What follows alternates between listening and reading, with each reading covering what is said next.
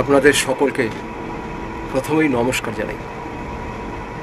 আমি শ্রী রাজ জ্যোতিষী বিশ্বনাথ চক্রবর্তী।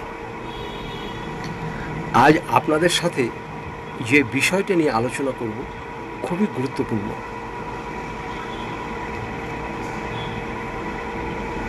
প্রতিটি মানুষের জীবনে কোনো না কোনো গ্রহের প্রভাব ভালোও হয় আবার মন্দও হয়। তারই মধ্যে একটি গ্রহ হচ্ছে আমাদের রাহু। এই রাহু গ্রহকে আমরা বর্তমানে রাজা গ্রহ হিসাবে চিনি।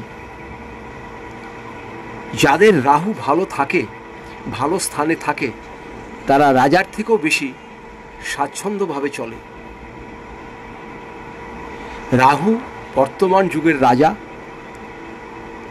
রাহুর অবদান কিন্তু যারা পায় তারা অস্বীকার কোনোদিনই করতে পারে না। কিন্তু রাহু যেরকমভাবে দেয় তার থেকে বেশি কিন্তু আবার নিয়ে নেয়। সেই রাহু সম্বন্ধে আজ কিছু আপনাদের সাথে বিস্তারিত অল্প কিছু আলোচনা করব। রাহু গ্রহ সপ্তম স্থানে যদি থাকে, প্রথমেই আমাদের জানতে হবে যারা কুষ্টি আছে বা জন্মছক আছে আপনারাই বুঝতে পারবেন রাহু কোথায় আছে। যাদের সপ্তম স্থানে রাহু আছে, সপ্তম স্থানকে আমরা বলি জয়াস্থান, স্ত্রীর স্থান আর ব্যবসা স্থান। রাহু যদি সপ্তম স্থানে থাকে, বহু মানুষের এমন হয়েছে খুব সুন্দর ব্যবসা চলছে, ভালো ব্যবসা চলছে, লোকজন কাজ করছে, হট করে দেখা গেল লোকজনও চলে যাচ্ছে, কাজের লোক টিকছে না, ব্যবসা দিন দিন মন্দা হচ্ছে, চারিদিকে ধার দেনায় জর্জরিত হয়ে যাচ্ছে।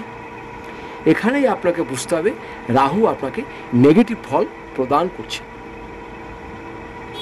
আর যখন দেখবেন আপনি মাটি ধরবেন সোনা হয়ে যাবে। দেখা গেল আপনি কোথাও একটি 2 কাঠা জমি কিনেছিলেন, সেই জমির দাম এখন তার প্রায় 100 গুণ হয়ে গেছে। এটা রাহুরই অবদান। একটি পুরনো গাড়ি কিনেছিলেন, সেই গাড়িটা আপনার এত পয়সা দিচ্ছে ভাবতেই পারবেন না। আপনার একটা গাড়ি আছে আর একটা গাড়ি চলে আসলো, একটা বাড়ি আছে আর একটা বাড়ি চলে আসলো। রাহু যখন দেবে, কোথা থেকে দেবে, কিভাবে দেবে আপনি নিজেই বুঝতে পারবেন না। সপ্তমে যদি রাহু কারো জন্মকালে থাকে, এখন যেমন বর্তমানে সিংহের সপ্তম স্থানে রাহু আছে আর সিংহতে আছে আপনার কেতু আছে। তো সপ্তম স্থানে যাদের জন্মকালে রাহু আছে তাদের কিন্তু স্ত্রীর শরীর মোটেই ভালো যাবে না। স্ত্রীর শরীর মোটেই ভালো যাবে না। মাঝে মাঝেই অসুখ বিসুখে স্ত্রী খুব কাবু হয়ে যাবে, স্ত্রীর মাথা গরম হবে, ব্যবসা বাণিজ্য খুবই খারাপ চলবে, বাজারে ধার দেনা এগুলো লেগেই থাকবে, বন্ধু বান্ধব আত্মীয় স্বজনের কাছে সবসময় লাঞ্ছনার শিকার হবেন। এসব রাহু করে থাকবে। এবার তো রাহু তো ধরুন বহু মানুষের সপ্তমে আছে, বা রাহু এমনই একটা টাইম আছে প্রতি 1.5 বছর পর পর রাহু একটি রাশির থেকে আর একটা রাশি, একটি রাশির থেকে আর একটা রাশি যায়। এখন যেমন বর্তমানে রাহু আছে কুম্ভে আছে। এই কুম্ভে থাকাকালীন যাদের সপ্তম স্থান আছে আপনারা ভালো করে এইগুলো লক্ষ্য রাখবেন। এইসব ঘটনা যদি ঘটে থাকে আপনাদের কারো জীবনে, স্ত্রীকে নিয়ে ঝামেলা, বিবাহে অশান্তি, মনোমালিন্য, ঝগড়াঝাটি, আইন আদালত, ব্যবসায় ক্ষতি, অর্থ একদম চলে যাচ্ছে, গৃহে অর্থ টিকছেই না, যদি এরকম কিছু আপনাদের ভাব বুঝতে পারেন, আপনারা আপনাদের পরিচিত কাউকে দিয়ে আপনাদের জন্ম কুণ্ডলিটা একবার দেখিয়ে নেবেন। আর এছাড়া যদি মনে করেন আপনারা এই কাজগুলো করতে পারবেন, আপনারা কিছুটা ভালো থাকবেন। যেমন কি কাজ করতে পারেন, রাহু যদি খুব খারাপ করে তাহলে বাড়িতে আপনি একটি কুকুর পুষতে পারেন, যদি আপনার অসুবিধা না থাকে। নতুবা রাস্তার কুকুরকে আপনি খাবার দিতে পারেন।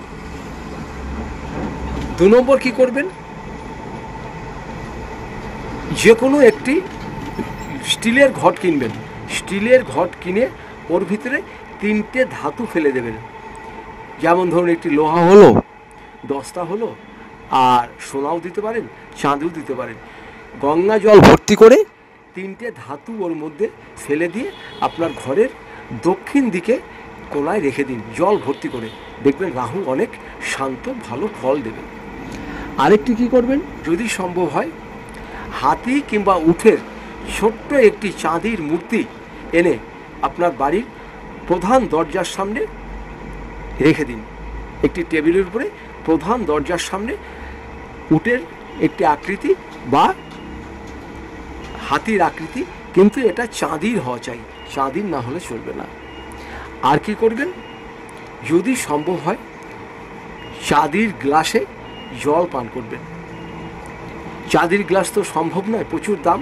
তাহলে কি করবেন, স্টিলের গ্লাসে জল নেবেন আর ওর ভিতরে একটি চাঁদির আংটি হোক বা যে কোনো একটি চাঁদের টুকরো দিয়ে রাখবেন, সেই জলটা পান করবেন। দেখবেন রাহু আপনাদের অনেক ভালো ফল দেবে। এরপরে যদি মনে হয় আরও কিছু জানবেন, আমার নিচের নাম্বারে যোগাযোগ করবেন। আমি এখানে কুষ্টি করে থাকি, বিবাহের জটক বিচার করে থাকি, বাস্তু বিচার করে থাকি। যদি আপনাদের প্রয়োজন হয় আপনারা অবশ্যই যোগাযোগ করবেন। আজকে এখানেই ছাড়ছি, ভালো থাকবেন, নমস্কার নেবেন। আপনাদের সকল পরিবারকে আমি 2 হাত জোর করে নমস্কার জানাই, ও সমস্ত দেশ বিদেশে যারা আছেন প্রত্যেককেই আমি 2 হাত জোর করে নমস্কার জানাই।